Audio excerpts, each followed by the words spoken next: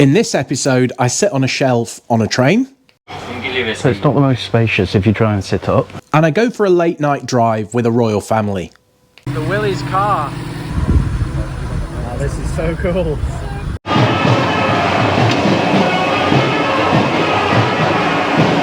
It sounds like a perfect combination of war and someone trying to learn how to play music. Back to bed for me. Well, it's a cold and wet start to the morning here in Agra. I don't know if you can see me, but I'm here in this tuk-tuk heading to the station. It is just before 5 o'clock in the morning and we are heading to get our train to Jaipur. So let's go. So then, just after a bit of a crazy tuk-tuk drive, arrived here at Agra Fort station, and even though it's not even 5:30 in the morning, it is rammed with people selling coffee, teas, sweets, and I managed to get myself some chips, so that's good. But let's head over to the station now, over this rather precarious cattle grid, dodging all the puddles that have come because of the rain overnight, to here, the railway station, ready for our train to Jaipur this morning. Let's go. Alright, so inside now, and on the board here, even though it's in Hindi, when it changes to, there you go, so Agra Fort 12195 D4, that is the train that I'm getting. So let's head out here and try and find platform 4, which frankly is anyone's guess. I think I'm on the right platform, because what you will find here in train stations in India are these, well, firstly those enormously loud noises, but secondly these digital displays up here which have your train number and the train name, but not always very helpfully the destinations. So but on the left hand side a minute ago I did see my train 12195, there it is, so platform 4. So does that mean that this is platform 4? I'm gonna have to go and try and find out somewhere. There we go, there is one train departing, but I need to walk down the platform and over a bridge to platform 4. Ah, there we go. I can see that it says platform 1 on the roof over there. So we are good news. It's a bit early, so I've not quite got my brain going. Good news, we are on the right tracks, no pun intended, given that we're going on a train.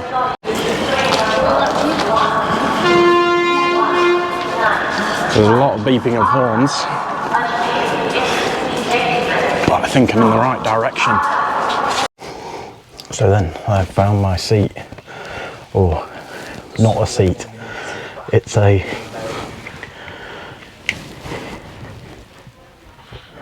whatever one of these is called. It's a shelf. I'm on a shelf heading now to Jaipur.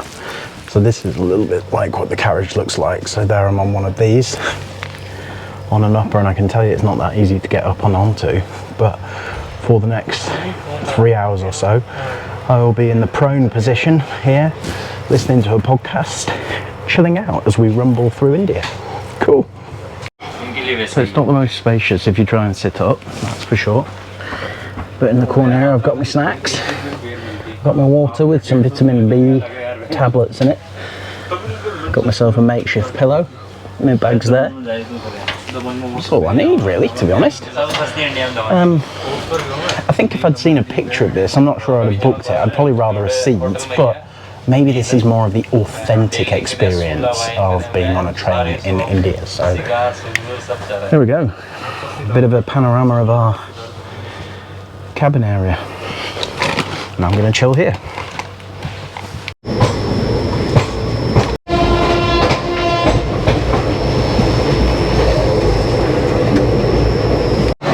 Alright, so my train from Agra to Jaipur, which was meant to take 3 hours, has taken, for a variety of reasons and delays, 5.5 hours. But I am now here in Jaipur, and we've just deboarded the train. Just alighted from that train over there, and we're here in Jaipur. But what was 5.5 hours like in third class on an Indian train? Well, for the first hour it was a lot of fun, and thinking that it was only going to be about 3 hours, I wasn't really expecting to have any issues. But after about 3 hours, my God, my back was aching, it was getting cramped, it was really hot and quite stuffy and sweaty in there. So 5.5 hours on a cramped train in third class in India is not to be recommended, but let's go and see if Jaipur is to be recommended.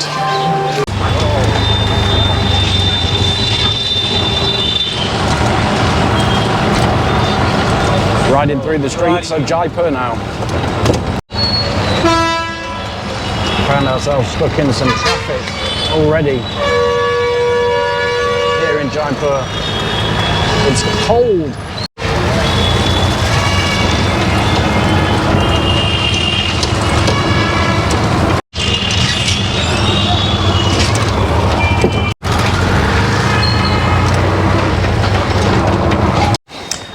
All right, so after another chaotic tuk-tuk drive, I have arrived at the hotel. It's called the Hotel Bissau Palace, and it looked quite grand when I saw it online. So let's see if it lives up to expectations. But unfortunately, that tuk-tuk driver was terrible.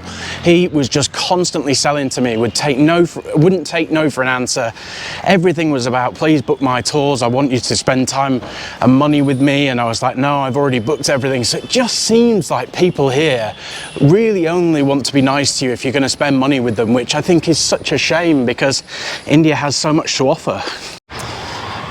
So this is the Hotel Bissau Palace here in Jaipur. Beautiful hotel, extremely decorative, and it's been owned by descendants of the Indian royal family, the Rajasthani royal family I should say, for centuries. But if we go inside, you can see just how decorative it is. It's beautiful.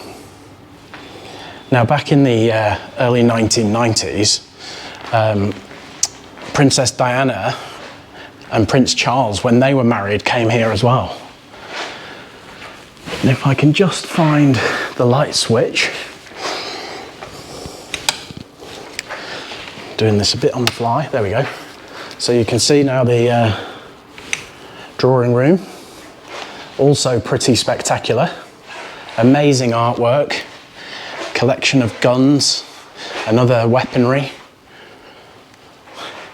But this effectively was the residence of the local Maharaja and has been in the family for centuries. I was given a tour yesterday and I was blown away with it.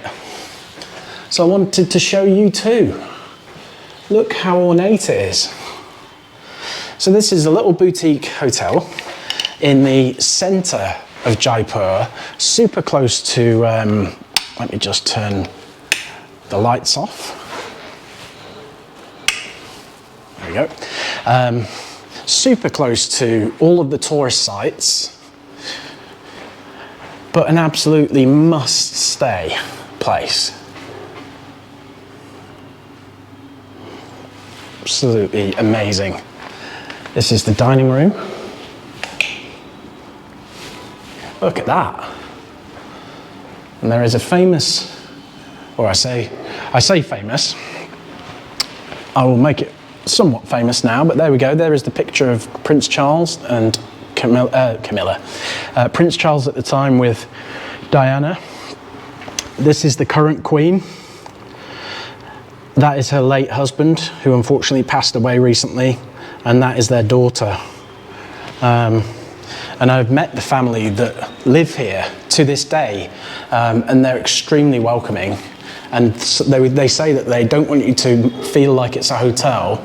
They want you to feel as if you're staying with their family. And I have to say, their hospitality does make it that way. But yeah, I mean, such amazing artwork. Where else are you going to stay in a place like this that used to be the palace of the royals? Absolutely epic. And then if we walk through these doors here, we go out to the outdoor part of the restaurant and to the pool, which I haven't used yet, but I may do at some point. But yeah, that, ladies and gentlemen, is the Hotel Bissau Palace here in Jaipur.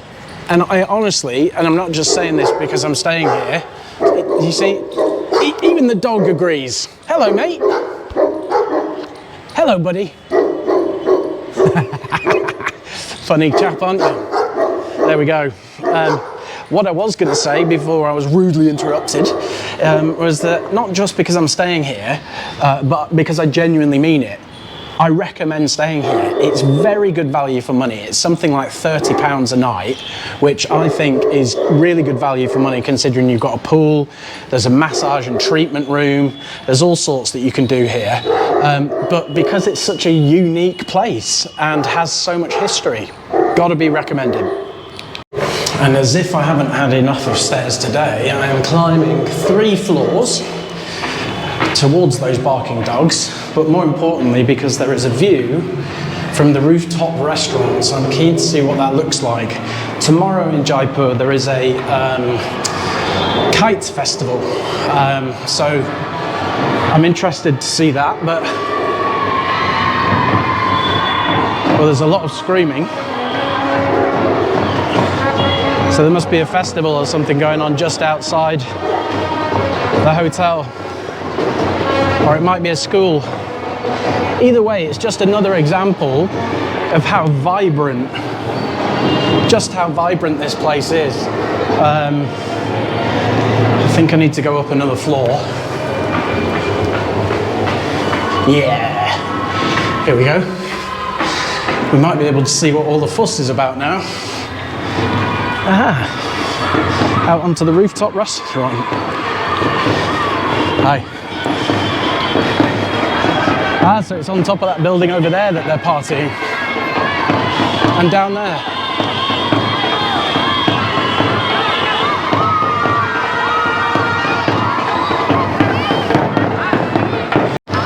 There we go, so you got people singing, dancing in the street, music being played. Ah, there's a horse-drawn carriage, so I wonder if people have just been married. But either way, there's some partying going on in the street, which is pretty cool. So just from the hotel rooftop, we can see the fort right on top of the hill over there. There's someone flying a kite over there on top of that rooftop. And there's loads of kites in the sky. I don't know if you can see that on the video, but like I said earlier on, there is going to be a kite festival here in Jaipur, and so I can see hundreds of kites in the sky. But tomorrow I'll come back up here so that we can get a look and see whether or not there are any more in the sky. But again, as I was saying, what another fantastic example of how vibrant this city is. So there you go, from the rooftop down to the pool that we were at just a moment ago. So this place is really just a bit of an oasis of calm from the craziness of Jaipur. And again, the skyline is absolutely filled with kites. You might be able to see a couple just flying above my head right now. But let's hope tomorrow there'll be a lot more.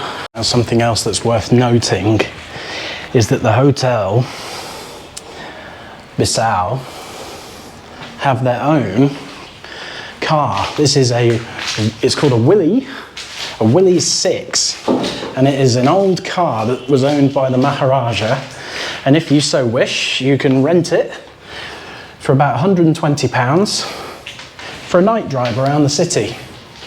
How cool is that? What a fantastic car. If I just come round the back and try and get a bit of a view of it, you can really just understand or get a feeling of what it would have been like you know, say back in the 50s, 60s, cruising around in this motor as I try and squeeze past, adorned with your own badge at the front. Pretty cool. Not sure I'm ever going to get my own badge on front of a car, but I tell you what, I would settle for one that says the word Bentley. So here she is, the Willie's car.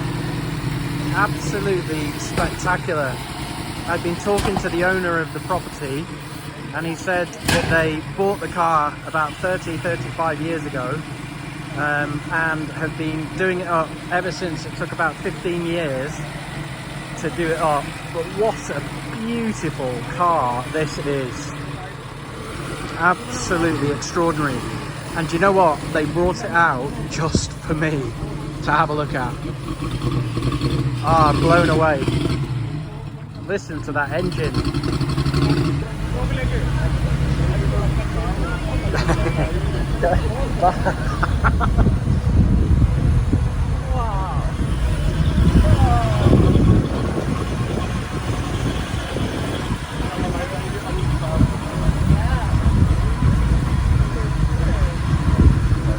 Wow, this is so cool.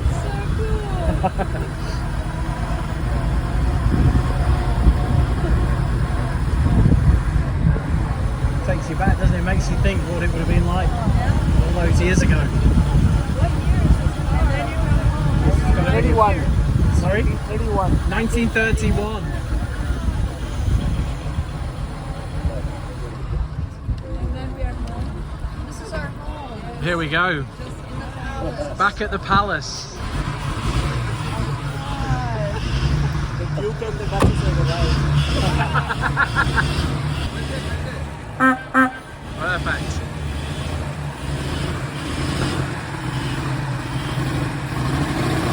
Absolutely amazing.